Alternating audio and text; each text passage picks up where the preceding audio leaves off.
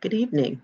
Welcome to Elevate Us All, a discussion, a research and data hub that is a platform to elevate the voices of Black women and then share your perspectives out to business, government, and industry stakeholders to impact change. Elevate Us All is presented by the Women's Center for Economic Opportunity, and I'm Keena Smith, the Chief Executive Officer. I'd like to thank you for joining us this evening, and I'd also like to thank our sponsor, JP Morgan Chase.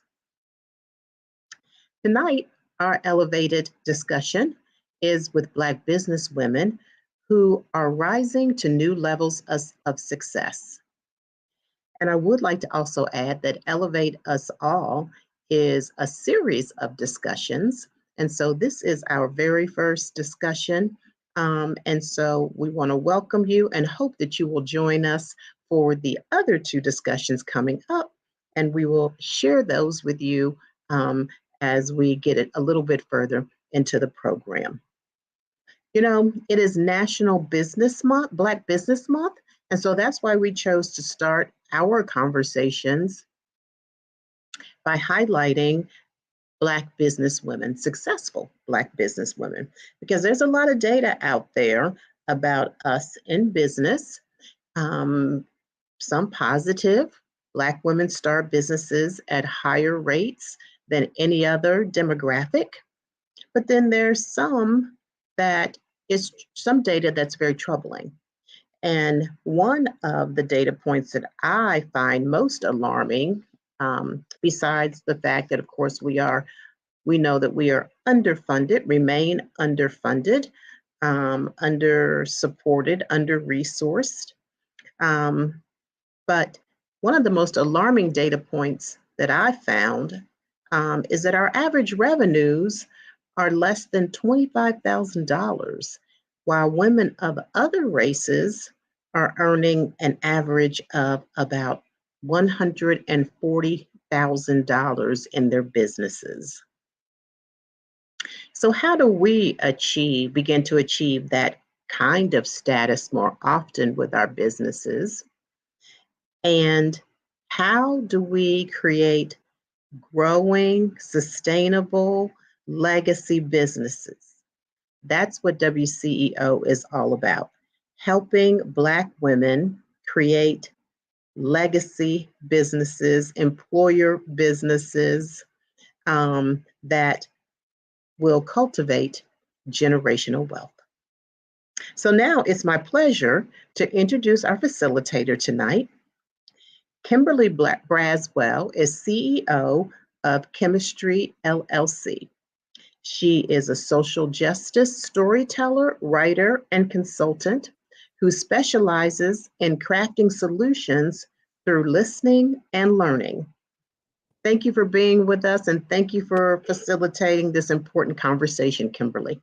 So grateful to be in the space. Thank you so much, Keena. You will see more of Keena in a little bit, and we're going to get ready to highlight some of our storytellers. So listen, friends, although this is a professional conversation, we want to get a little bit personal. And one of the things that's been interesting, a precarious position that people in racialized Black bodies, particularly women in racialized Black bodies in the professional spaces, have had to deal with is code switching, right? We have these whole stories that we're living and experiencing, and we're not always able to kind of live the full story in our professional spaces. We're having these conflicts about, or maybe I should say even tension, right? About who we are, who we desire to be, and if the professional space will allow us to be who we actually are, right? And if we decide to not code switch, there's a cost. There's always a cost. There's always a cost, right? So one of the things that we want to really lean in on today is this idea of, our topic is advancing Black businesswomen to new levels of success. And we really want to lean in on, what does success mean for Black women professionals. So I've got a couple people we're going to start with. We have another guest that is going to be joining us in a little bit, but I want to start with some pretty fabulous people that you just need to know, okay? Because we're doing things out here, right? So Monica and Gina, I have a question that I wanted to start bringing us into the space with, And I don't just want to do a regular, like, could you please introduce yourselves to everyone? Because that's too easy, right? And so, what I would like for us to do is share, of course, who you are and what you do and where you do it. But more importantly, I'm curious to know, why did you say yes to being a storyteller for this conversation? And I want to tell you why so I can get out your way. Because there's a lot of people, particularly Black women, who would not have said yes to this because of discomfort with just being authentic about, let me tell you what it's like to really do this as a Black woman. Let me tell you what it's really like in the professional space to do this as a Black woman. For some Black women, that's a little more challenging and they're not ready or comfortable, with good reason to do that. You said yes to this conversation. So I'm going to make sure I'm muted so that we're not giving feedback or anything like that, right? Because I don't want to be the bad person on the tech. And whoever would like to go first, please do share what on earth made you say yes to being a storyteller for this conversation right here. Whoever would like to go first, please feel free to lean in. Good evening, everyone. Monica Womack, and I actually have the space placed to serve as the chief of the Minority Business Development Division for the state of Ohio. And so I said yes, mainly because Kina asked. And so, and the reason that means something to me is because Kina has been a mentor to me, not only professionally, but also personally. And so it's important to have those individuals in your corner. It's important to have cheerleaders and champions who look like you in spaces, especially with me being very new in the public service arena. And so having a champion and a cheerleader like Kina was very important. The other purpose reason for my yes is because we don't see enough people, specifically women, Black women, in these spaces and places. And how are we able to continue to not only carry out the message and the resource, but also to be a very strong voice? It's one thing to have a seat at the table. It's another thing to have a voice at that table. And so when you made the statement about code switching, it's a thing. It is a very real thing. But also it's one where we, and I specifically, had to learn and am still growing and navigating in, how do I bring Monica L. Womack to the table? Because I'm not just sitting there for Monica L. Womack. I actually have to be the voice of other Black women. I have to be the voice for other Black people, as well as business owners, as well as the diaspora of what it is that we do in making sure that there are opportunities not only for all businesses, but specifically in the space place for Black women and their business journey. So first of all, thank you for sharing that. You said something, and I just want to make sure that we save a space to lift this up. You said, and I'm paraphrasing here, this responsibility of having to be the voice for others. Mm-hmm. And I want to make sure at some point we return back to that and lift that up, because that's the whole thing, right? Like, I'm not just being successful for me, but there's other people who are believing that in some way their success is contingent upon me being successful. Yeah. Which is a whole added pressure, right? Well, and I also honestly have the pressure of making sure that the two Black women who are business owners on this call are successful. Yes. Yep. And it's not a burden. It's just a statement of fact. Right. Which is, but the reason why that's significant is because that's not a fact for everybody. Yeah. Right. Mm-hmm. Thank you for that. Yeah. All right. Next, we are going to circle over to Gina. And you already came off mute. No, you're correct. You were right. I'm like, you knew I was going to come to you. And I did. And then after Gina, we'll go to Teresa. And again, all we're sharing is share who you are, share what you do and all that good stuff. But most importantly, if you can, if you're willing to do so, lean into the question of, why did you say yes to being a storyteller for this conversation, particularly because for some people, this would have been a no. Kimberly, thank you for allowing me to be here. Before I introduce myself, I'm going to get to the yes, since you said that's the most important piece, and then I'll go back to tell you who I am. So, my yes is essentially support. Monica already mentioned Kina is such a great support system. And having the opportunity to be here to support in this capacity is something that I am happy to do. Also, sharing my story. I mean, I can't say that I'm the greatest storyteller. Hopefully, there'll be some nuggets that I drop that people can use. But I mean, ultimately, I think it's important. We always say young girls, but women need to see other women are doing this to give them the confidence that they can go, and do it themselves. And also understanding that this is not an easy process. This is definitely not for the faint of heart. And so, with that being said, anything that anybody can glean from this encounter that might help them in their journey of entrepreneurship, whatever that might look like for them, or even if I can become a mentor or a reference for somebody, that's what I'm here for. So, going back, my name is Gina Hondel. I am the president and CEO of Ascension Construction Solutions. We're a construction management company located in Columbus, Ohio. And we focus on 4 areas. We work in transportation, public and private. We work in utilities, vertical construction. So if you've been by the airport recently, the new rental car facility, my company was on that project. So we've had some awesome wins. We work on data centers. So we all know that that's like the new thing. And shameless pitch, I'm trying to get in with Intel. But those are the things that we operate in, and we solely focus on construction management and managing both in the construction management agency, meaning owner's rep, as well as construction manager at risk. And so our company, we were founded in 2017.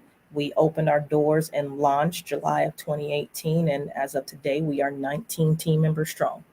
So I'm happy to be here, and I look forward to not only sharing my story, but hearing the other ladies' stories as well to gain inspiration, because it's a two-way street. So. And I just want to for those of you who are watching out there, whether you're watching live or you're going to go back and watch this, I just want to stand something up here. Miss Gina is running a construction company. Mm-hmm. This is a Black woman running a construction company. Friends, family, listen. I'm sure you're like, did she say that correctly? Yeah. So when you're just like, can I do that? Absolutely, you can. Absolutely. And it reminds me, Monica, what you said earlier, like, I got to be the voice. Like, there's somebody out there who might have a passion and they're thinking like, well, I don't see anyone out there doing the thing that I want to do because, I look like this. And what if somebody, Gina does construction. Owns the construction company. Think about that. All right. When you're a small business, you do it too. So, we're still working so I can work more on the business instead of in the business, but we are definitely getting to that space. So which means exciting. You putting the business together and you got a hard hat somewhere. Yeah. I'm a licensed professional engineer in a few states. So can I just do one of these? Is this not professional? Can I just okay. I'm just saying, I think there's space for that. All right. Thank you, Gina. We're going to now go to Miss Teresa Harris. Please break it down, who you are, what you do, and most importantly, why did you say yes to this? Because there's a lot of people who will be like, I'm not telling my business about being a Black woman professional up in these streets. And yet here you are. What made you say yes? Good afternoon, good evening. Thank you for this opportunity, Kimberly, and thank you, Kina. It is an awesome opportunity. If not me, then who? If not now, then when? That's what it's all about. I've had essentially 2 careers, if you want to look at it that way. I spent about 30 years in corporate America. And I never envisioned that I would own my own business. It was never a dream, because originally from Detroit, I was raised in an area, blue collar area. Everybody was hardworking. Kids went to public schools, but then it was that you go to work and you work someone for 30 years, and then you get your pension and you move on. And I thought that that's what my world was going to look like. And in addition to that, if somebody would marry me, take care of me, and then I'd sit at home and have a family. And there's nothing wrong with that. But knowing who Teresa is, that is just not something that I would have been happy with. During my years, I met Kina when I was in corporate America, and she has been an awesome leader, as I see all of you awesome leaders today. And it was just a journey, because when someone tells you what you're going to do, how you're going to do, and you see so many issues in the workplace, you wonder, how would I do it differently? How would I do it better? How would I enrich the lives of people who look like me, right? I did a lot of traveling, and I saw a lot of things. Have seen a few ups and downs in the economy, and I was tired of seeing the first people who would be touched look like me, right? And sometimes I was on the end that had to say, you no longer work here. So emotionally, it was draining. Physically, it just took a toll. So I say yes, because I know it can be done.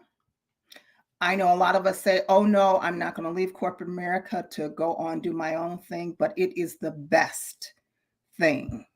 There is a plan for your life. There's goodness, there's riches untold when you do this line of work. I say yes because it's all about us.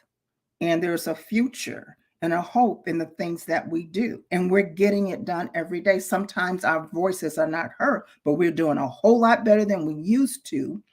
And, holding on and bringing others with us. And then, those who are beside us. And then talking to those who are, somewhat at, above us. To say, consider this, be mindful of this. And the way we have opportunities to do that is because we sit on boards, right? When you sit on a board, you're kind of free of what you can say. And that's how you make a direction. If you work for somebody, you wouldn't dare tell them what you think, because that's the quickest way to get out of the door. So now, as an African-American business owner, and my company is TMH Solutions.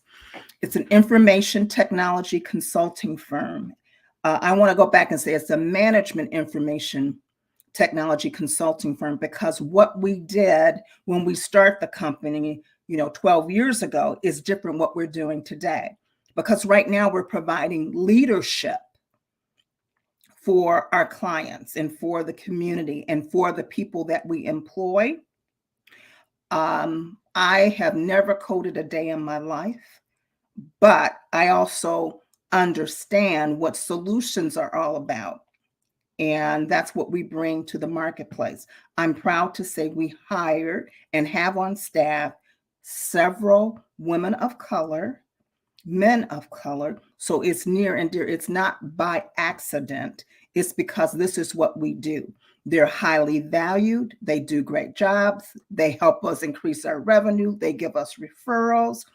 That's what my family does. The TMH family does for me. And I know that it is possible. Every now and then I get an opportunity to hear the story about how someone has been overlooked time and time again. And we bring them to the table, and then they become the superstar, and then the customer wants to hire them. So my why and why did I say yes? Because I must. It's not an option. I must.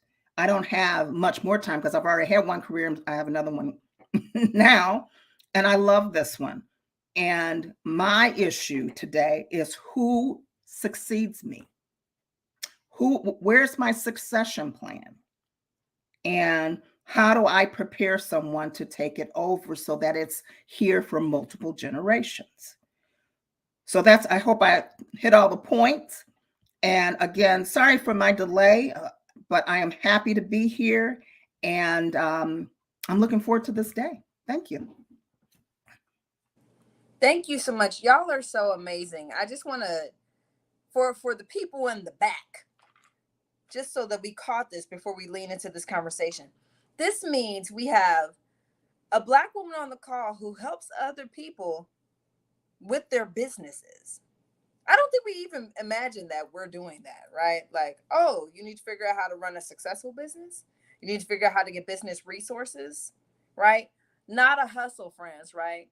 Like, there's a difference between a hustle and like, no, I'm trying to set up something for real. Monica does that. Construction, Gina does that. Black woman, construction.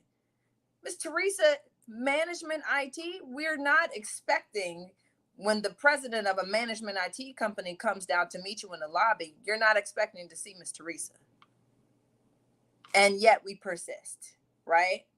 This is pretty significant. So here's what I want us to lean into. And I'm actually going to give y'all 2 questions because they're actually linked together. And I'm actually going to step out of the way because I would like y'all to be in conversation with each other about these 2 questions. Okay. So the first question is, when you were little Black girls, however y'all look, maybe it was Jerry curls, maybe it's ponytails. I don't know. I don't want to be in your business. I don't know what they look like, right? Maybe you have some bangs. Maybe it's the roller bangs that's too tight. Y'all know the ones I'm talking about. You know what I'm talking about, right? So when you were younger, little girl, how did you envision or imagine success would look, right? Like, did you have an idea? What were the aesthetics that you think success would look like? What did you think you were going to be doing if you're imagining like, I'm going to do big things and it's going to look like this? What was the first iteration of that when you were envisioning what success looked like? And whether that is, I'm gonna have this car. And we used to play That's My Car. I don't know if y'all did that, right? That's my car. It's like, you have a bicycle, friend. You don't have a car, right? You know, so how did you dream it would look? The second question is this: how does your success look and feel right now? So what did you envision? What does it look like now? And what's the relationship between the two? Or is it one of these like, this is not what I pictured, right? So I want to get out of your way. And I just want, like, y'all just talk together about that and let's just see what unfolds. And I'm curious too, because, you know, Black don't crack. So we have no idea how old anybody is. But I'm imagining that you all might be in slightly different seasons of where your career is, right? Which is really also amazing too, because we get to see some semblance of trajectory of what this looks like. But like, how did it unfold? So I'm getting out the way because I just want to listen and learn. And then I'm going to, in a loving way, pop back up when we transition to the next thing for our storytellers to respond to. You ladies don't mind, I'll take a first stab at it. Thank you. You know, young Gina, I had to give some, you know, accolades where they're due. Give my flowers to my mother for allowing me to be, you know, that rambunctious kid. And you know, you hear a lot of stories of young girls being told to, you know, be quiet. That's not what we do. You know, I played sports, you know, I did it all. So having the support of a loving mother that allowed me to be me, I think kind of set me on this path. Um, High school, Gina, you know, she was athletic. You know, she played a lot of sports, went to actually college on a track scholarship. And, but I had a teacher, his name was Mr. Drescher, and I took a AutoCAD class and drafting and turned out to be pretty good at it. And, you know, he'd be like, you know, Gina, what are you going to do after high school? I'm going to run. He was like, oh, okay. where you going, how? I'm like, well, I got a couple full scholarship offers, I'll probably take one of those and run. He's like, well, what are you going to study? And literally, that was the first time as a junior in high school that I thought about college in a way that didn't focus around sports. And I was dumbfounded. I'm like, I have no idea. So he started giving me literature about different types of engineering, and I fell in love with civil. Things that I can grab, touch, those streets that you're driving on, the building, your house that you're in right now, that's something that I can design and build. And so that's kind of where my passion started. And what did I don't know if I really thought of myself as an entrepreneur. I did get my MBA from Capital and focus on entrepreneurship. And that was the first time that I put, pen to paper to develop which actually ended up as the first draft of my business plan for what is now Ascension Construction Solutions. And I can't say, like, in my wildest dreams, the successes that Ascension has had, and in the beginning it was built on my back, but now we're 19 strong. I have 19 team members, because to me a company is just that. It's just a name on a building, on a piece of paper. It's the people that sit behind me that allow me to do what I can do, that allows our company to elevate, not to shameless plug, elevate us, um, and to being what we can be best. And I think I'm so excited about the opportunities that, I guess, in entrepreneurship, the thing that I saw most is the things that I felt like I didn't fit. So, I've worked for some high, well-known companies before, and I never really felt like there was a plan for me. And so I wanted to make sure that in this space that I'm creating, that people understand what the plan is, how they fit overall in Ascension, what the growth plan. You're not just here for a project, you're here to build a career.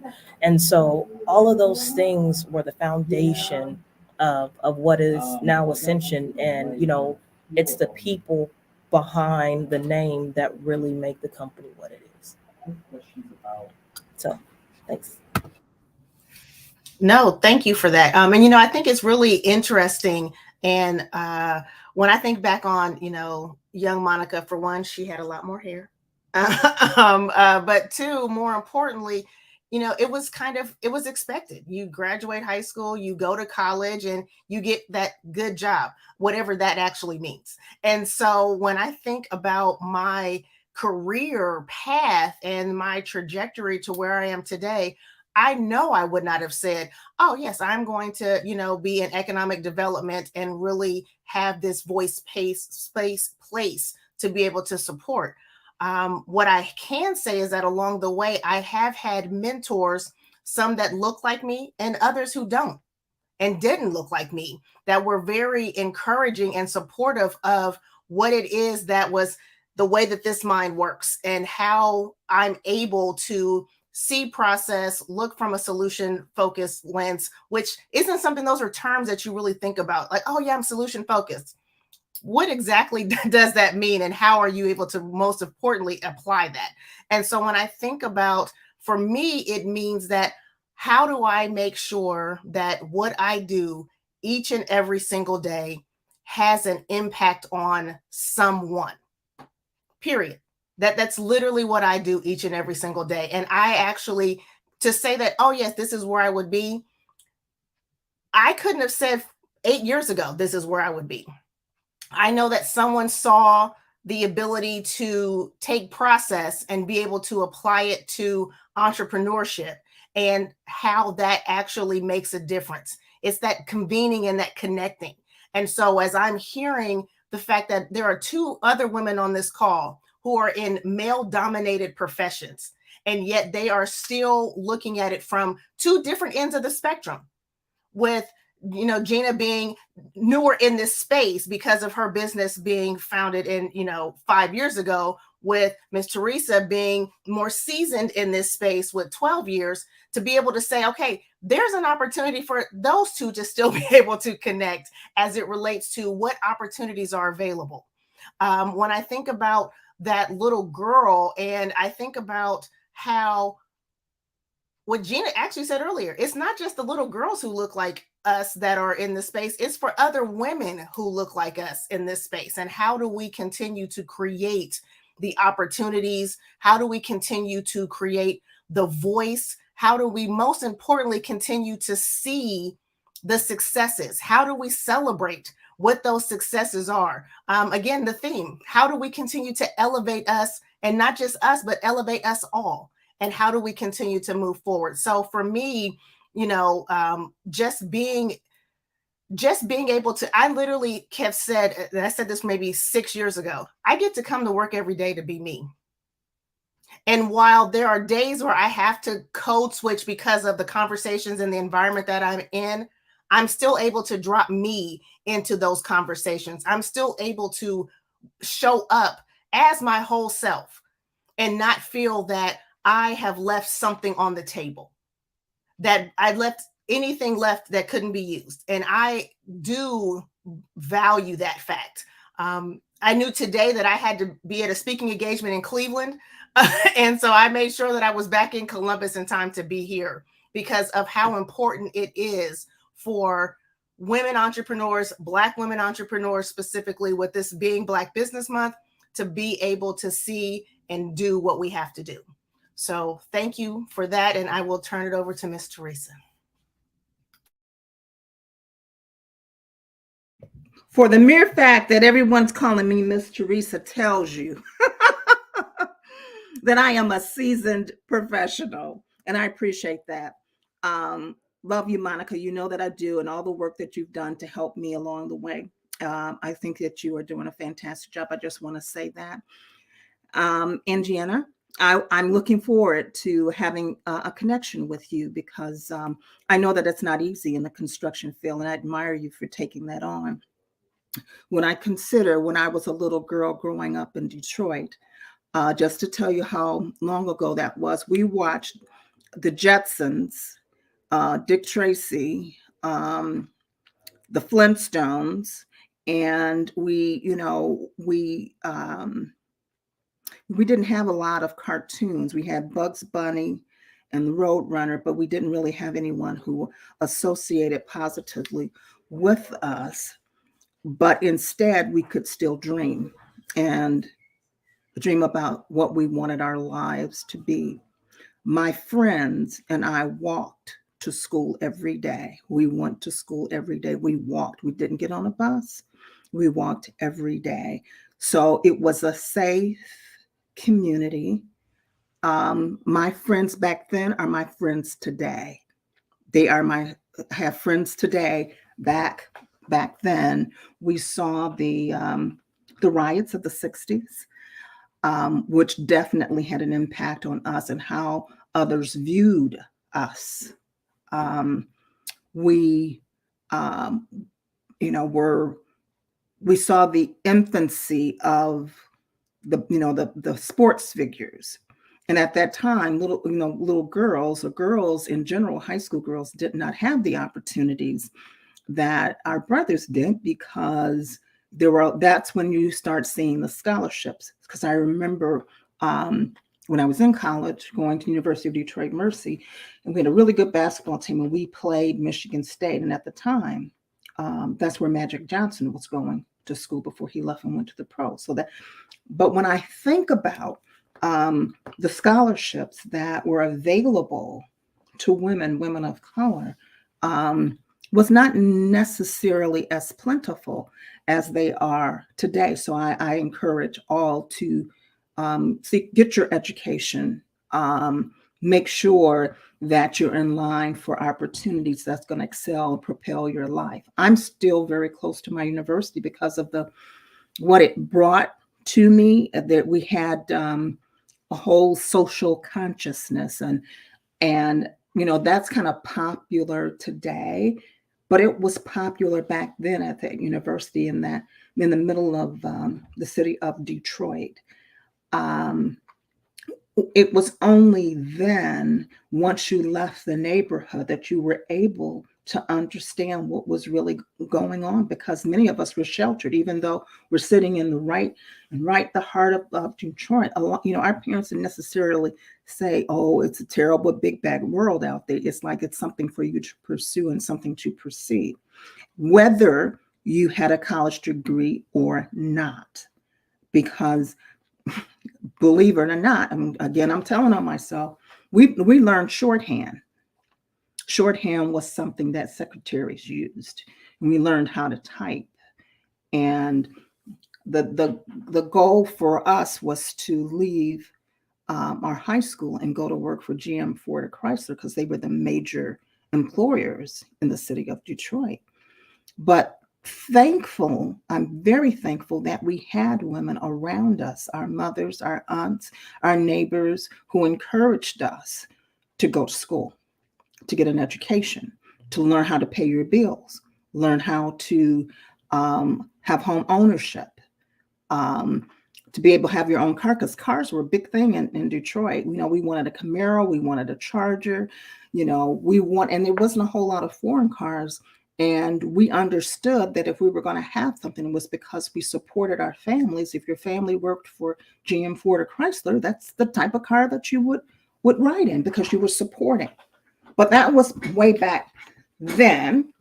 But I'm also seeing today some of those things, those same things occur, that women must encourage their children to go to college and to get as much education, to be lifelong learners. And that's what I teach my daughter. Don't ever say, "I'm done," because you're not ever. Even if you're not in the university setting, there's so much more to learn. Always have a mentor. And that's what success feels like for me right now, is that you have the opportunity to change the course and be able to talk to young people, that you can make a difference and you can be successful, and it's not without your, beyond your reach. So today, success feels really good. It's not all about the money. It's about the difference that you can make just by having a conversation. Thank you. Thank you all. So there's something that I'm like grasping in all of your stories. And before I get into the specific specificity of the things I was hearing, there's something that stood out to me. And I wonder if this is something that's unique when we're out in these streets trying to be successful in these bodies that look like this, about, it being about more than money. Like, when I'm hearing your stories, none of you basically describe success like, "Listen, Kim, I'm trying to get paid up in here." Right? None of you describe success like that. It was bigger, right? It included other people, right? Like, it included, teams. It included people in community. It included, the folks who need to see the work. Who else are we bringing into the space? And I wonder, do you think your broad up seeing your story, your experiences, do you think your identities play a role in why success doesn't look straight material? Like, why do you think that is, that's how it emerged? Because for a lot of people, success is, they are the things that we can touch. But none of you explained it that way. Was it always that way for you? Or at what point did the idea of what success looked like, when did it pivot, if it did? So I can start with that. It did start that way with me. It did start with having it all, living in the best of places, downtown Detroit, and, driving a sports car and going to, Saks and, getting the latest and greatest purses. A lot of that hasn't changed today either, but it was all about that. But what you realize who you really are when you really come to grips with who you are when no one's looking. It's really not about all of that. And back then, they didn't tell you that if you charged it, you was going to have to pay really quick, or you won't be able to buy a house, right? You won't be The other thing is it's about family, friends, what actually goes on in our communities, that we do have some control over that. And we can't control it if we're holding it all to ourselves. So that dollar has to continue to roll over many, many times. And it didn't used to happen that way in we went away from it. It did happen, but we went away from it. I think it's coming back. But it was initially all about that because I never had all of that. But then, being raised and, knowing that a lot of us were raised in Christian household, it's all about community and your brothers and your sisters. And by that, I mean, not people necessarily by blood, but people who you have an opportunity to influence and make proud of you. You wanted to make the family proud, right? That's pretty much it for me. I think money is always there. It becomes a secondary focus. A lot of times, if you get to the root cause of why people are doing things, some people say, I do it for my family. Well, why? Because you want to give your family a better life. Well, how do you do that? It comes back to money, right? It might not be the prior, but it's a secondary layer. Things always I don't think anybody got into business like, I want to be broke, because that's definitely not what I'm trying to be. But, again, to Ms. Teresa's point, you do it to help your families. I do it to show true diversity, equity, inclusion, that it doesn't stop at the ownership. Should not be the only brown face that you see in a minority company. It should be reflected throughout. So, whether that's a Pakistani, whether, that's a white woman, like diversity, period. And so those things, if you take into that account, going back to the secondary preference of money, it's statistically known that the more innovation that you have through diversity, the more economical your company will be, more successful in terms of profit. It is what it is. So I do think about the money. We all do. If that wasn't the case, we won't be keeping books for our companies, right? Outside of Uncle Sam saying that we had to. But, we want to see how the company is growing. It's a matter of, it's a way to gauge growth. And so those are all parts of it. But I think in a roundabout way, a lot of things does come back to money of why we do things. And also in my space, while not a direct entrepreneur, it does have an impact. From a pay equity perspective, and being a Black woman in corporate America, while I'm still in the government space, we're still quasi-corporate while we also operate quasi-government. But being a Black woman in this space, it's, am I being paid as my peers?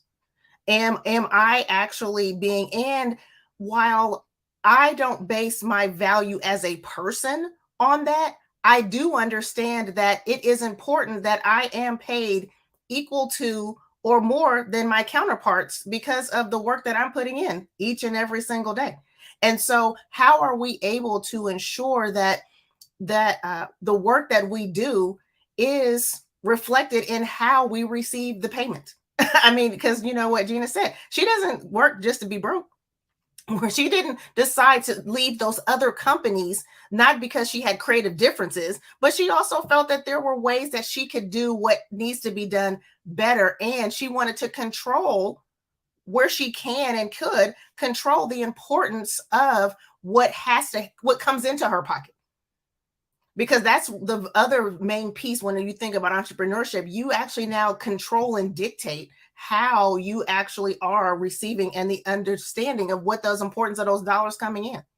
And so I also look at it as a responsibility of mine to ensure that other people are in a place where their pay is equitable as well. Being able to, I was interviewing a woman earlier this week, and she said that the job that she currently has isn't fulfilling. Not that she isn't being paid well, not that she isn't doing, but it doesn't fulfill her. It's not feeding her passion. And so to be able to say that what I do every day, to be able to provide resources to minority businesses, Black women businesses, women-owned businesses overall. The fact that I'm able to have that opportunity to be able to support that is actually more valuable to me than the ability to say, oh yeah, I got a new bag. Not to say that I don't enjoy new bags. Not to say that I'm not buying a new bag. I'm just stating that, and it's more important of what I'm keeping in my bag, because there's no sense in having a bag and it's empty. That doesn't make sense. At least not to me. Absolutely. And it's so I want to lift up a couple things that I heard in here, not just for the folks listening who are going to play back and watch this recording later, but even for us, right? Because like we're straight up, we got like a thing happening here, like where we're in different places, different industries, different kinds of lessons. And I want to make sure that I stand some of this up so that we don't miss it. 3 things that I heard that I want to lift up. One of the things I heard you say, Gina, and you said it differently than how I'm going to say it, but part of your story, what I heard was, it was very significant that someone saw you. You had a coach who saw something in you even before you saw it. And it was, or teachers, like, are we paying attention to the people who are paying attention to us? Or like, yo, I see something in you where you're just like, I'm about to go tear up this track, and sing, right? And they're like, well, but there's something else there, right? You're excelling in these other areas that have nothing to do with maybe how you may have identified. And because someone saw something in you, right? Something gets birthed, something gets emerged that you get to lean into because it's your gift, right? It's your gift. The gift belongs to you. And somebody saw it, which gets to like water and grow that seed so that it gets to like become something beautiful. I just wanted to make sure we stood that up. Another thing that I heard, and Monica, I think it was you that kind of fleshed this out. Again, I'm wording this differently, but I love that what you essentially said in one part of your story was that you're doing something that you couldn't envision. And I think that's important to stand up, because there are people out there who are afraid to do something because they've never seen anybody do it. Right? You don't know anybody who did that. You don't know what it would look like. You don't have a background for that thing. And sometimes we're literally like, sometimes you're building the airplane in the air. I don't know what this looks like, but we're about to find out. And I thought that was really powerful to make sure that we say that out loud, that like sometimes you're called to do something and you don't have a rubric. That doesn't mean don't do it because you don't have 10,000 kabillion plans and you don't have something executed in perfection. Like, you might be called to something and you're going to have to figure it out and lean into this thing that you've never seen before. And in doing so, you are literally helping other people create things that they are trying to envision, have never necessarily seen before, right? Beautiful how that purpose kind of led into serving and supporting others. And listen, Miss Teresa, I'm going to keep calling you Miss Teresa, because I feel like if I didn't, the spirit of Louise Guthrie is going to pop me on my lips and be like, I know you did not call that woman by her first name. So we just here now, okay? Because, right? You said something that, and again, paraphrasing a little bit, but what I heard was, I'm picturing little Miss Teresa in the streets. And I do need, just for clarity, for all y'all, I need to know what your hair looked like when you're little, because I need to see the whole picture, right? But I'm picturing little Miss Teresa in Detroit. It's so cold in the D, right? And I'm picturing you growing up, and in some place, whether it was conscious or implicit, what I heard in your story was you pivoted from the expectations, right? The plan was, go get a little bit of education and you're going to have somebody marry you, going to cook some food for some folks, you're going to pop out some babies. You know what I'm saying? And everything's going to be fine. You're going to get you a little house. We're going to work at the Ford factory, get you a nice little car. And that's enough. And something in you was like, or what we could do is XYZ, this, that, and the third. I'm a work in corporate America. Then I'm going to do my own thing. I'm going to get my education. Then I'm going to start my own business and I'm going to buy my own bags. We could do that as well. Complete pivot from the expectations that were engrafted to you. That's a huge thing. So having someone see us, having the idea to do something we can't even picture yet, and pivoting from expectation sounds like it was like super significant parts of the story that I want to make sure those lessons are going out to us, like when we're thinking about this. And here's where I'm hoping we can kind of do a little bit of a pivot, because in all of these things, what could have been at risk in all of those three approaches was the danger of the code switch, right?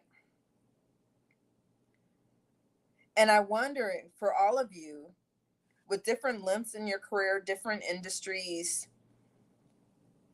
are you comfortable being your authentic self in professional spaces? Like, are you the same at home as you are in the professional world? And if not, and again, there's no judgment about if it's right or wrong, right? It just is, right? For some folks, you better code switch a little bit, you know, or it's going to look a certain way, right? The danger is how much, how volatile is the code switch. And for some folks, it's not a code switch. It's just like, I'm going to turn the volume up or I'm going to turn the volume down, right? It's all me. It's just with volume. Remember, the code switch is like, it's a pivot, and this isn't exactly how I talk. Or this isn't exactly how I dress. This isn't exactly how I do my hair, right? So I just wonder for y'all and how you ended up where you are on the journey. Have you always been able to be who you are at home in the workspace? Or if you're not, why do you think that is? And then does it ever wear on you? Because I know for some people, I talk to a lot of people, and that code switch is heavy. For some people, it's traumatizing. And I just wonder, what are your experiences in your professional lives and your personal lives, and kind of navigating between the two? And again, I'd love to hear your conversation with each other, particularly cross-generationally. And I want to get out of the way. Tell me what it looks like now. What did it look like in the beginning? Did you used to when you do less? Do you find in certain spaces you got to do it? Again, I'm stepping back, and I just want to hear y'all. So I'll start with when I was younger. I'm talking about hair down to past my shoulders, thick ponytails with that little, took the pink sponge roller, bang, and that was me. And when I think about today, when literally you can see me today and my hair is this little teeny weeny afro, I can let it grow out and it'll be to my chin. And then next thing you know, I will cut it back to a low fade. So hair to me is an accessory.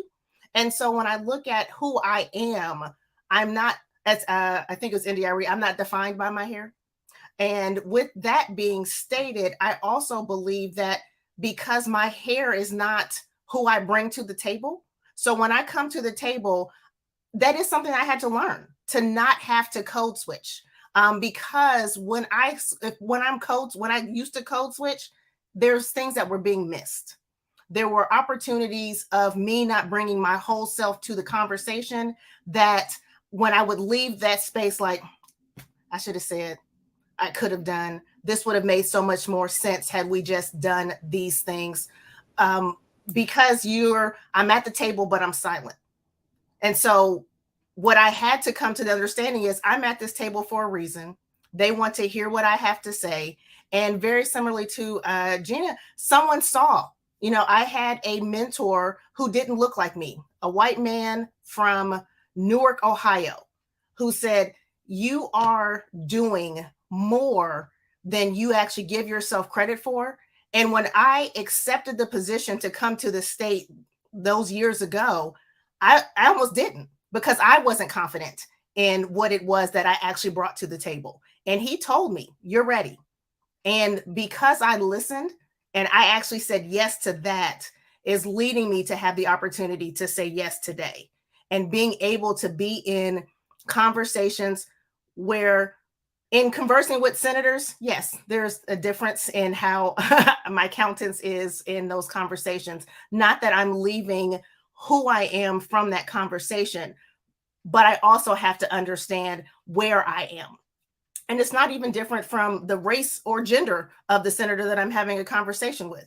When I think of Congresswoman Beatty, I am still putting myself in a position to be in reverence of who she is and what she has done. So I think a lot of that code switch really isn't from a I'm showing up as less, but it's also understanding how to present and how to be received in certain conversations. And that understanding of the fact that when I am in spaces, I'm not just representing Monica Lynn Womack. I understand that when I'm the only Black woman in the room, they're looking at, okay, is this how all Black women are going to be? And I understand that. And I understand that I also can't represent all Black women because we all look different on this call. We all look different who are viewing this call. And we all bring a uniqueness to this place, space, and experience. And so when I think about how important it is for me to show up as my authentic self, it's because I would be leaving out the importance and value of what not only I bring to the table, but what other women behind me will bring to the table. I think it's a difference for code switching. I guess to answer the question, yes, I've code switched. I've since, now that I've gotten older and more comfortable in my own skin, I don't anymore. But I think it's where you were raised, like depending on, your level. But like you said, like some might just be a little seasoning, you dial it down or dial it up a bit. But it just, I think it depends on where your background is and what your profession is. So for me, when I graduated, there was only 2 other Black women in my graduating class for civil engineering at Youngstown State University. And you're expected to be a certain way. You brought up hair, Monica. I used to have a relaxer and, the straight hair because that's what society told us was acceptable. And society told us that, our language wasn't real, that it was Ebonics. And so a lot of that plays into how you grow. But I think the level of education you have plays a factor in your speech patterns, your lifestyle, your families, all of that plays a part. The small, nuances, my husband, like when we go to the grocery store, I'm like, grab the buggy. I'm like, the buggy? The grocery cart. There's nuances in how we talk depending on pop versus soda, where you're from. And with that may require a more amount of finesse, I like to call it, versus code switching. But it really became a burden. It was a running joke, like, you had your white girl voice. Like, hi, my name is Gina. It's so good to see you today. I don't do that anymore. This is what you see is what you get. And hopefully that authenticness will shine through and make that person want to work with me, make that person want to know more about me, because it comes down to our differences that are so important in terms of, again, diversity, equity, inclusion. If we get a lot of people in the same room with the same background, you get groupthink, right? So if you want to have innovative thought processes, you need to have people not only that look different, but that think different. And so I think getting more comfortable in yourself reduces the need for you to think that you have to switch who you are. I might use a little more flavored language, if you're with friends, but overall, how you hear me now is how I'm going to speak in any regular setting. So again, yes, I did do the code switching quite a bit. And now I don't know if it's because I own my own business and I can say what I want for the most part. And I think also being a Black woman, you have to use that to your advantage sometimes. Not all the time are we looked at as the angry Black woman. There's sometimes that we can say things that, our male, counterparts wouldn't be able to get away with. And so I think that there is privilege, and especially in a male-dominated field, and in today's criteria where, right now it's trendy to support Black businesses, it's trendy, to help the small minority business. It's important that we bring our true selves to the table and not let it be whitewashed as we're going through this journey. So I, growing up, Saturday nights, in preparation for church, we had our hair pressed, and then we would have those pink rollers. You would roll your hair up with the pink rollers the rest of the week. You'd get them hot curled, and as we grew up, it was the relaxer. It was burning our scalp. Pretty, that was what was considered pretty, right? They used to say, "Oh, you talk so proper," which within itself was, the code, right? Always having to have that presence. It kind of determined how you moved within your community, where you worked, whether you would get accepted or not. As time passed, going into college, my do was the short afro. And it was my signature for years and years and years and years. It was comfortable. It was me. And then somehow it changed again as you move in certain places. Now I'm comfortable in my own skin and I can do, or I feel freer to do. And I think a lot of that comes not because of me, because of what young women are doing today. And they don't really care what this, what someone's telling them that they must do. They're walking in their own shoes and they're making their own decisions and they're making us all look great.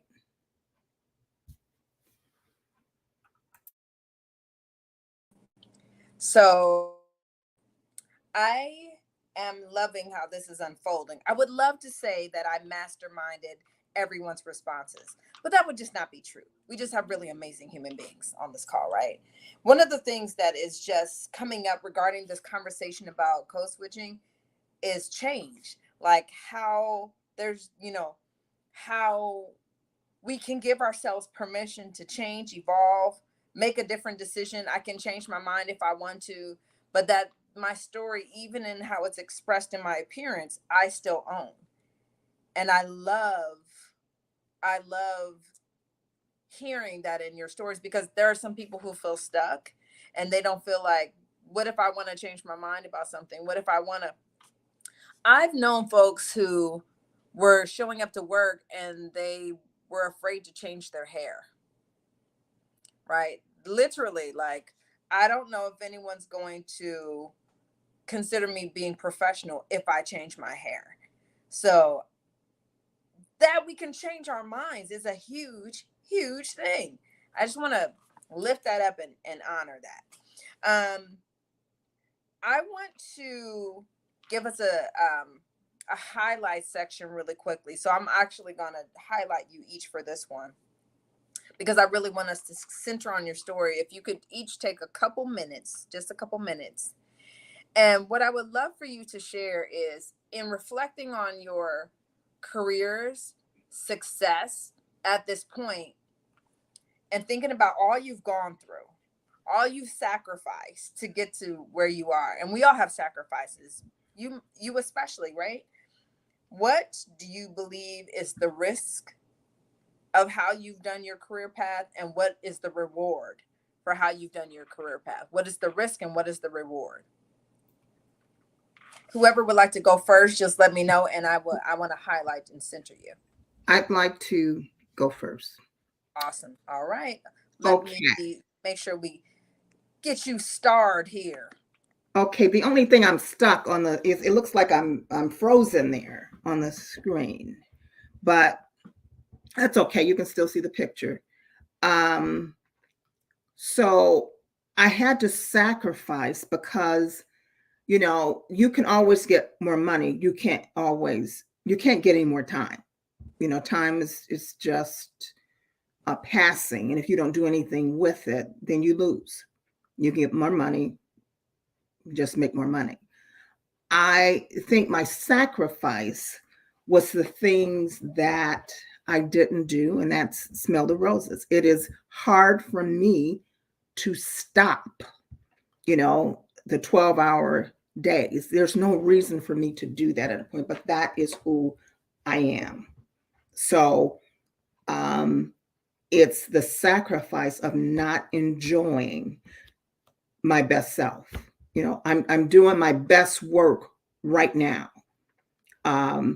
But I'm sacrificing in areas such as my health sometimes, you know, not eating the right things, not doing eating the right things.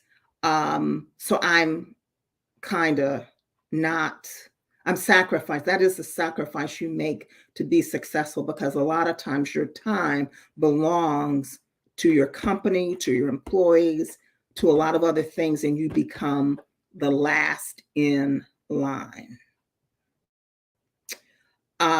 So I just think that's the sacrifice. But even at this point, I'm learning to schedule time and, you know, mindful time, my focus time, so that I can be all that I can be every single day. Because I believe right now, I'm doing my best work. I'm doing my best. I'm being my best self, so to speak. So I had to sacrifice, but I'm not willing not to do what I'm doing. And in some situations, I should. A sacrifice of saying, I can't be in a circle anymore. My circle has broadened. You know, I think of it having 3 different circles, and all of those circles are important. They all have different meaning and what I need to focus in on. And that has continued to grow over time. But something has to give, because we don't have, you know, an infinite amount of time. So I think that's what I had to sacrifice. You know, sometimes it was myself.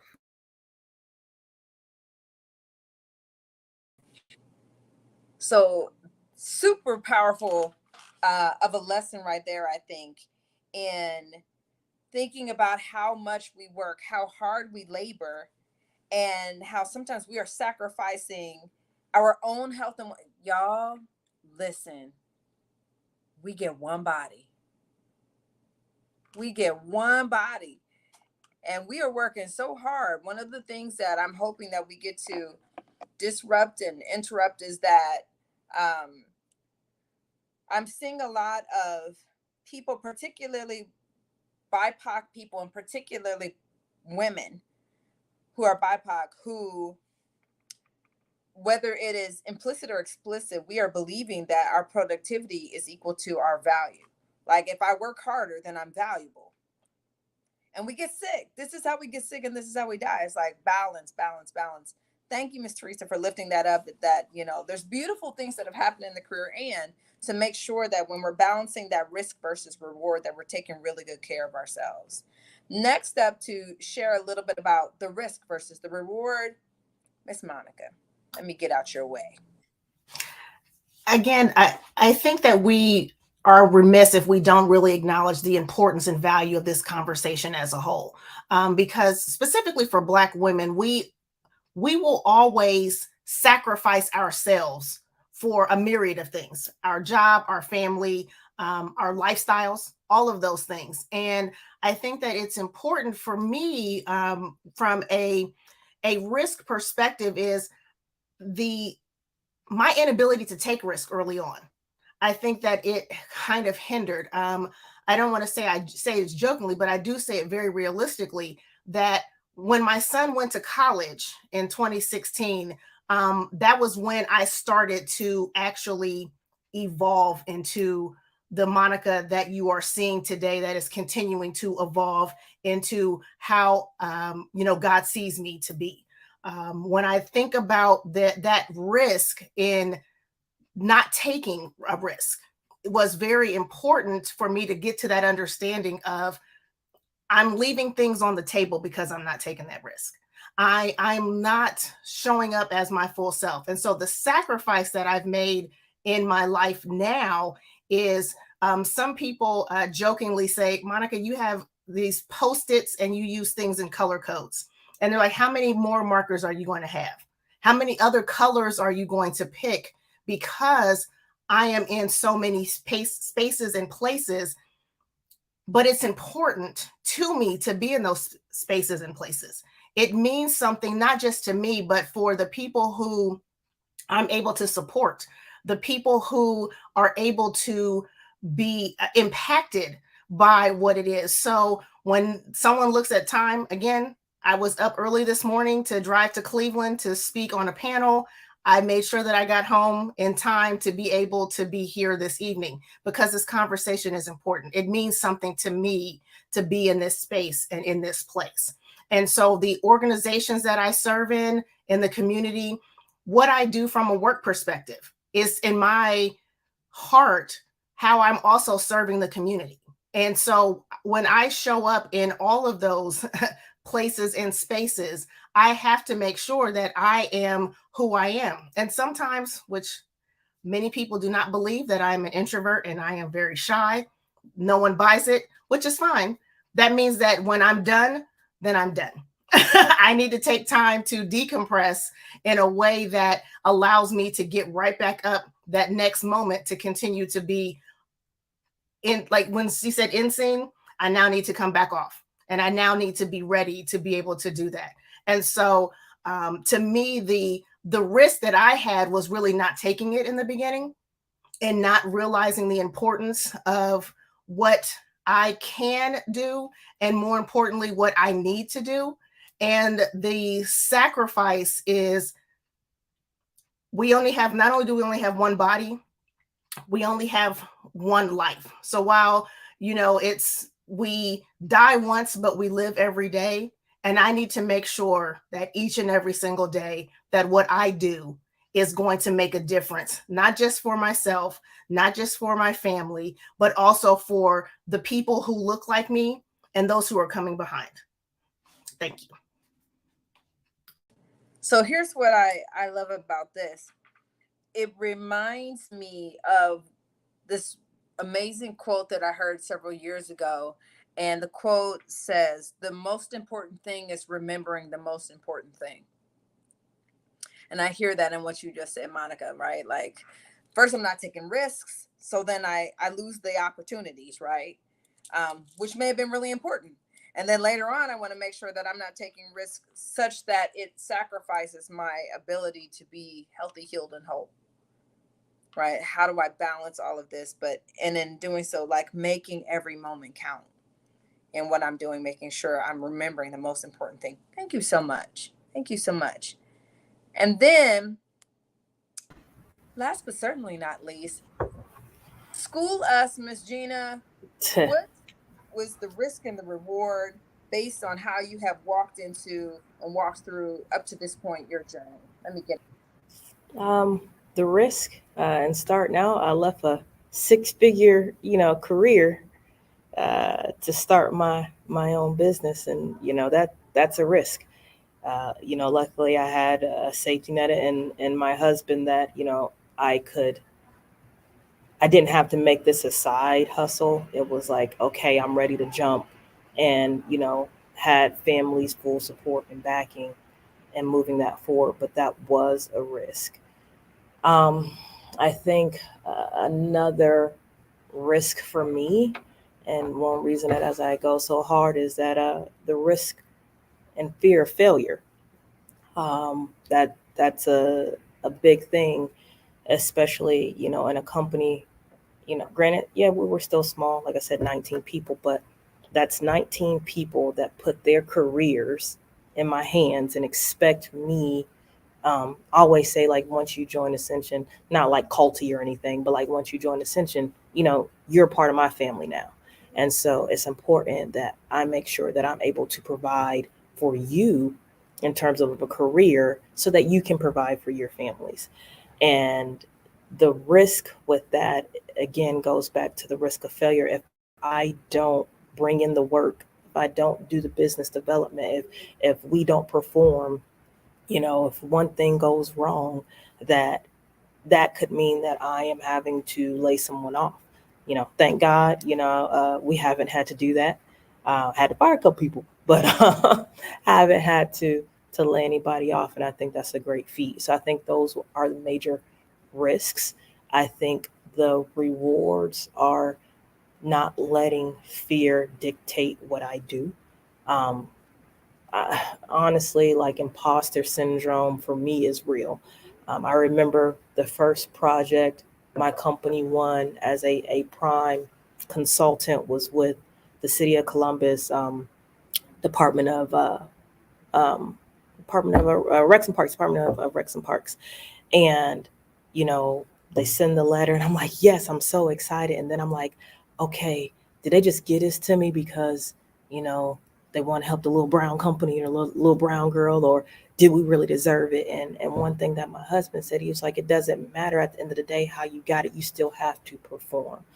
And so I think the reward and all of this is allowing me to overcome what those risks are, what my fears are, to allow us and the company and my people to move forward and be greater.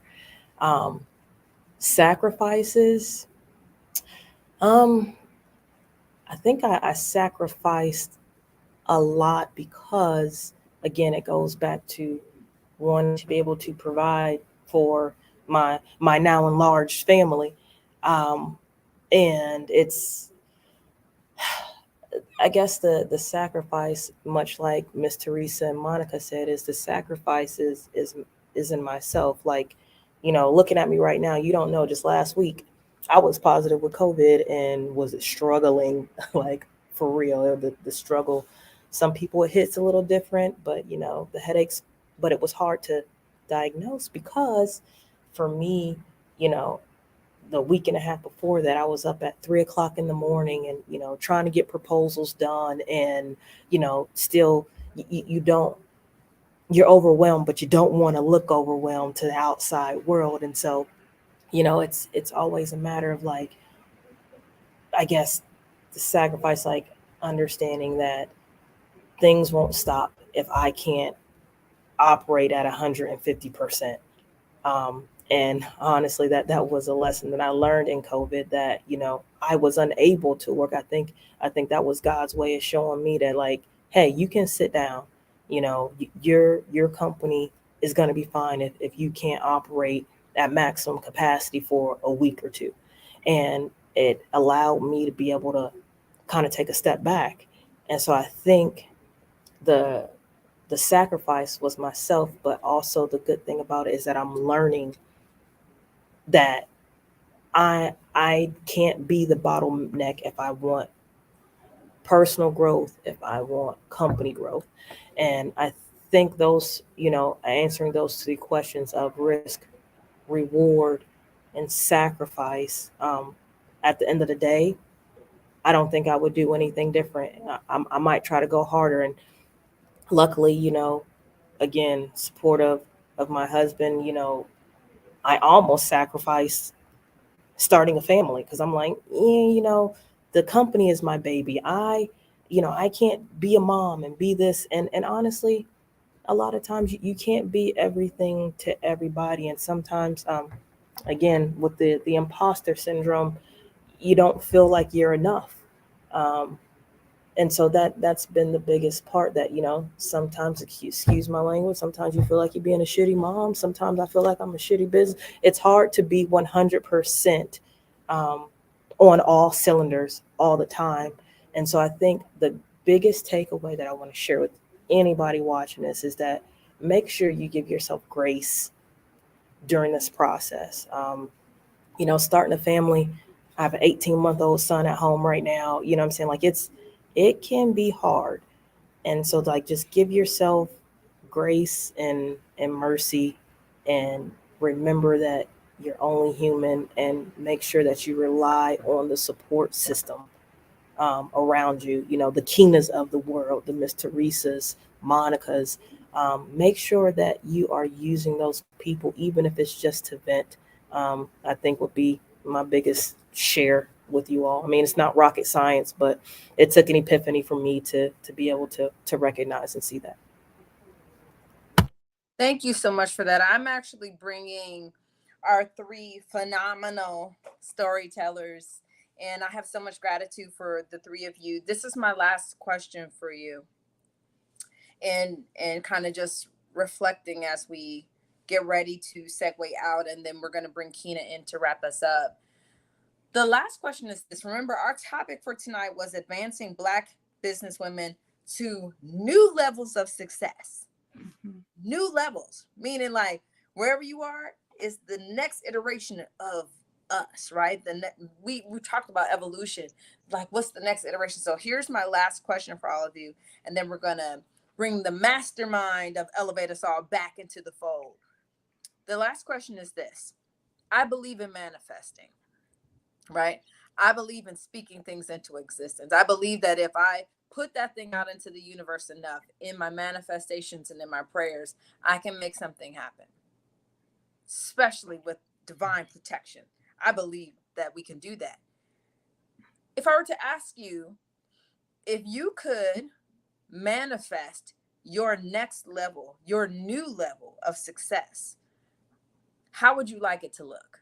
And again, this isn't holding you to say like, well, you know, Monica, we went back on the tapes on August 25th, and this is what you said, right? You know, that's what the tape said, right? But it can change, it can evolve just as we do. Like one of the lessons that came from this conversation is we can change our minds. But on this moment, in this hour, if you were going to manifest your new level of success, how would you like it to look? Whoever would like to go first, and then we shall popcorn it out and then bring Kina back into the fold.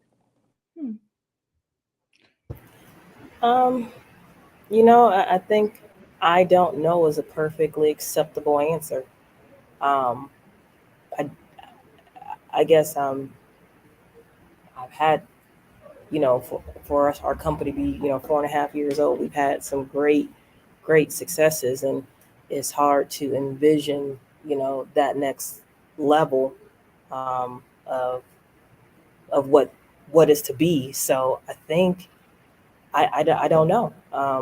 I'm hoping for continued growth. I mean, I hate to be general and vague, but like those are the things that I can see, right now. It's hard to see, beyond what's in front of you. Like, what is that growth going to look like? I don't know. I guess my biggest things in terms of that next level, that next season, I want to make sure that I set myself and my company up in a way that my biggest goal, I guess, right now is to make sure that when my son, was old enough to know and see that I never have to say, no, son, mommy's busy working, I can't. Or can't do this, can't come to your game, can't do X, Y, Z because I'm working. I want to work hard now to set myself up so that my family can always be, number one. I want him to look back, when he's grown and be like, man, my mom came to everything. You know what I mean? Like, not that, he saw me stressed out, because people only see the tip of the iceberg when it comes to entrepreneurship, right? You see all the great things that are happening. What you don't see are sleepless nights. What you don't see are those tear-stained pillows, like, how am I going to make this work? So there's a lot that goes into it. Like when I say that it's not for the faint of heart, this is real. And this is my life, my livelihood. Not only mine, again, 19 other people are depending on me. So it's a lot of stress. It's a heavy load to bear in this capacity. But at the end of the day, if I can go hard and, again, Miss Teresa, you hit on it. You talked about succession planning. You can't wait to the end of the day when you're ready to peace out, to be like, oh, who's next in line? You need to be looking at your team now and grooming for them to take over and be that next level. Because honestly, I ain't trying to work until I'm 60 or 70 years old. I know you asked about how old we are, but I'm going to refrain from putting real numbers. No, out I there. didn't, ma'am. I never told anybody was. I said I didn't know, and I'm leaving. But I mean, I think that's the biggest thing. I mean, it's all right to not to know, and I don't know. I know what my goals are. I don't have the path all the way vetted on how I'm going to reach those. You know, and I think about it from one of the things that someone had shared with me about leadership is vision, and that people follow the vision. And when you think about what that next looks like, so for me, I continue to put myself in positions. As you know, Ms. Teresa said, I'm a continuous learner, actually in a doctoral program in business administration currently. And so how do I continue to gain the tools in my toolbox so that when what he has for me, I'm ready. When it's like, call me up, coach, I'm ready to get in. I'm ready to get in, you know? And so, because again, and I was sharing with someone, I haven't applied for an actual job in the last 15 years. I have been approached for opportunities. And because I've been approached for opportunities, it's because I have put myself in position to be ready. And so when we think about that posturing of that position to be ready, what I manifest is that I'm ready. And that when I am ready for what he has for me next, I have a lot of individuals who keep putting little words, they'll make statements to me, and they're like, well, you know, God told me to tell you this. I said, well, he didn't tell me. So I'm not sure how he could tell you that, but he didn't tell me that. But what I'm learning is, you know what? He understands that I'm not listening to him when it comes to certain things. And so he keeps having people tell me, because I had in 1 week, 3 people tell me the same thing. And these 3 people don't even know each other. So it's clearly that's his way of saying, no, for real, ma'am, Miss Ma'am, I'm gonna need you to be ready, because what your next is, look, in TD Jake's voice, get ready, get ready, get ready, get ready. Because I mean, that's all that I'm doing right now is getting ready. And for the other opportunity around what we're doing is we can't always hide and shield our children from what life is. And so from the days that he does see you struggling, where it may not be a struggle to you or it may have struggled to him, he needs to see that.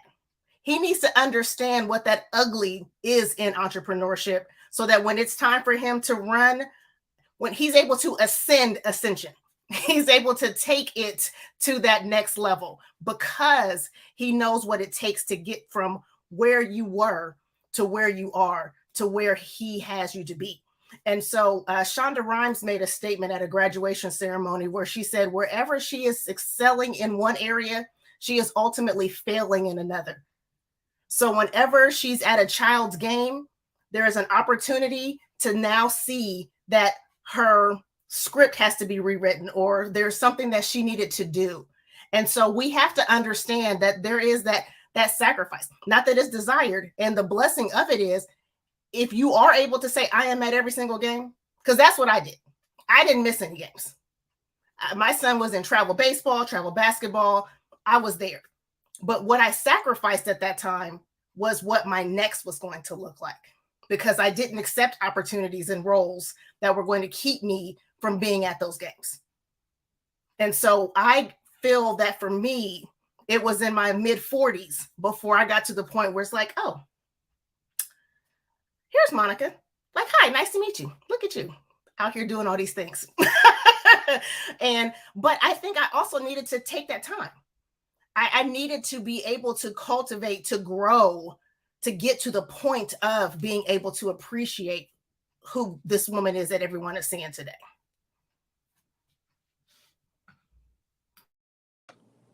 And Miss Teresa? So I live by songs that I grew up with. Some of them are R&B and some of them are Christian and hymnals, but one that comes to mind right now: if I can help somebody as I pass along, then my living shall not be in vain. So my next, what I manifest and what I dream for is that, yes, I've, some would say successful, very successful, but I want to make sure that I am a light for others. That's what I really want to be. And I want to be an example. What can be. All my battle scars, all my victories. People ask me, what's your best deal? Tell me about your best deal. And I said, I haven't closed it yet. So that's where I want to be, because I want to be that example. I want to be able to be a good mentor. I want to be able to be a great community citizen. I want to add value to my community. I want someone to say, you know what? She may not have been on Forbes magazine or anything like that, but she made a difference in my life. She made a difference in my life, because sometimes it's one by one, sometimes it's 10, sometimes it's thousands. And I want to be able to really make a sincere difference in the lives of others. I could not have scripted this better than how y'all ended up showing up in this space. And I want to lift up something, by the way, before we get ready to wrap up. I'm about to bring Miss Keena in for this. And I just want to say something really quickly. First of all, I want to give a shout out to Victoria Murray, holding it down behind the scenes, people, making sure that nothing got lost. Nothing got lost in the chats. Nothing got lost in the comments. Thank you, Victoria. I see you. I see you. I see you. The word that I want to lift up that I think emerged in here that I'm thinking about, and it's funny, I wrote it down and scribbled it on a piece of paper and circled it as y'all were talking earlier. The word is Sankofa. Sankofa, right? This bird in African philosophy, this bird symbolized by a bird walking forward, looking backwards with an egg in its mouth, right? We're the birds, right? Walking forward, looking back at the ancestors, those and the elders in our community on whose shoulders we stand, where it's not possible for us to do this had they not paved a way, trailblazed, which is ugly, by the way, friends, paved the way for us to be here. And then the egg in the bird's mouth is the legacy. This is who's got next. The babies, the people we should be mentoring and sponsoring, the people who will be leading this pathway, this work next. And what emerged in the space is Sankofa, which makes me feel so good about us, about these Black bodies that we live in, this identity of womanhood, Black womanhood. And I'm so humbled to have been able to moderate such a beautiful conversation. Thank you so much. And then now, in wrapping up, I will pluck us all out so that we can be brought to close by the person behind the scenes and in front of the whole thing, whose name got dropped many, many times, friends and family. That is the Keena Smith, who, by the way, can I just say this? Always has perfectly coiffed hair. I don't know who does it. I don't know who your Farrah Fawcett flip is, right? But it is always just like, I'm like, I don't know who did the roller set, but it's right and it's on time. So I just want to say that thank you so much, Keena, for who you are, for all you do. Thank you for this being a brainchild that is brought to fruition from manifesting. And thank you to Gina Hondo. Thank you to Monica Womack. Thank you to Teresa Harris for who you are, for the legacies that you're creating in our community. Thank you for showing something that looked impossible to be possible. And I am now going to get out of the way and get us out of the way so Keena can bring us to close. Thank you, everybody. Well, Kimberly, I would love for everybody to stay, if it's okay with you, because it's really about elevating us all. And WCEO's tagline is building legacy. Took me a little while to come to that, but that is at the core of why we want to continue to uplift and elevate women such as these three so that everyone can see the example of what can be, what can manifest when a Black woman puts her mind to it. I know that the data doesn't lie as far as how we're doing in business, right? But I do know that when we can find women like Teresa, with I think you said 30 employees, Teresa, or more, Gina with 19, and I know that there are more out there, but there are, and we work with them at WCEO every day, who are aspiring solopreneurs who want to grow their businesses to look like TMH Solutions, to look like Ascension. And so I'm proud, and I'm humbled, I'm grateful, and I'm blessed to be able to work with on behalf. Teresa said, make a difference in somebody's life, right? So that's what Elevate Us All is really all about. I see people in the comments who make up the ecosystem of how we are elevating each other and making sure that we keep each other lifted up, because if we're not going to do it, who is going to do it, right? So we got to keep pushing. We got to keep believing in ourselves and believing in each other. So that's why I wanted to start.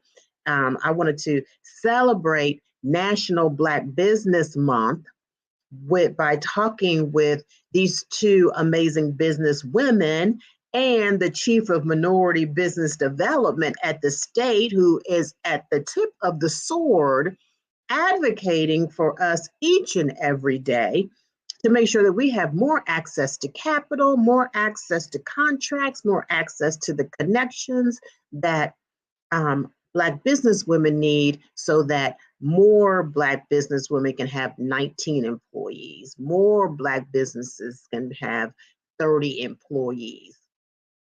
Super important for us to focus on building employer businesses in high growth industries like these two ladies are doing. Engineering, technology, it can be done. And I'm speaking to ladies in the audience to say, you can do it too. Follow us at WCEO. We're here for you. We want to provide you with acceleration services and other supports that you need in order to grow your business from that solopreneur, or maybe you have one or two team members and you want to go bigger, you want to go higher, you want to elevate. We're there for you. I want to thank our sponsor tonight, JP Morgan Chase. Thank you so much for your support. And I want to thank Kimberly. Kimberly is new to absolutely all of those things, right?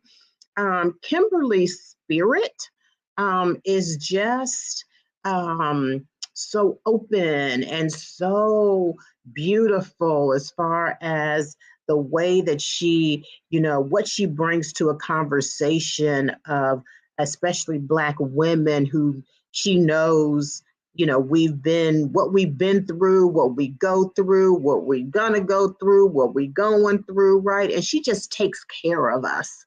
I always feel when I'm in a conversation with her that, I'm just being, I'm free to say whatever. She's guiding me. She's taking good care of my soul, which within the conversation, which helps, I think, the people in conversation that she's leading open up and feel safe and be able to share with others, especially other women, what it's really like to be great like you are, right? What you shared tonight is so powerful, so meaningful. What I took away from it is we're all alike. We're all alike. Every issue that you all have, every struggle that you've had, we all have, but you've managed to rise and keep rising. And so others can do it too. And I think that is one of the most important things about the conversation, is elevating the dreams of all of the Black women who are on this call. So with that, I just want to say thank you. Thank you. Thank you. Our next conversation, Kimberly, is an intergenerational conversation. We're going to be talking about intergenerational prosperity. And we're going to be talking with our elders, Black women elders, about what their stories are and how they are coping today in this COVID era. What is it that they need in order to keep thriving, and sharing that with all of us and with younger generations so that we can make sure that they are not forgotten, right? Because they have poured themselves into our community. And so we want to make sure that we elevate them as the treasures that they are. So we're going to be joined by Fran Frazier and Dr. Iris Cooper, Dr. I, on, I believe it's September 7th at 6 o'clock. So we hope that you'll join us. Hope that you will join us then. Register and join us for that conversation. Kimberly will be facilitating that, and I know it's just going to be so dynamic and probably very moving. So we hope you join us then. And then on September 21st, Black Women's Equal Pay Day. So I think maybe Monica touched on it a little bit earlier about pay equity. And on September 21st is Black Women's Equal Pay Day, which is actually 6 weeks later than it was last year. 6 weeks later than it was last year, which means that the pay gap is getting wider. It is not shrinking. COVID has really done a number on equal pay, but I don't know that a whole lot of people are paying attention. But there are so many things that are happening to African-American women in the workplace because of the experience with COVID, as well as what they're calling this racial reckoning, where Black women are saying, I think, was it Tyler Perry? I can do better by myself. I can do better all by myself. It's like, wait, hold it. What's going on inside these walls? Black women are when you hear about folks who don't want to go back to the office, a lot of Black women are saying, we don't want to go back to the office. We like working from home, remote working, right? Read today, some companies are thinking now, if you want to work from home, guess what's going to happen? You're going to have to take a pay cut if you want to keep working from home. So lots of stuff happening. So join us for that conversation on Wednesday, September 21st, Black Women's Equal Pay Day. And we'll talk more about elevating us all. Thank you, Kimberly. Thank you, Monica. Thank you, Teresa. Thank you, Gina. We appreciate you. Thank you, everybody, and we will see you soon.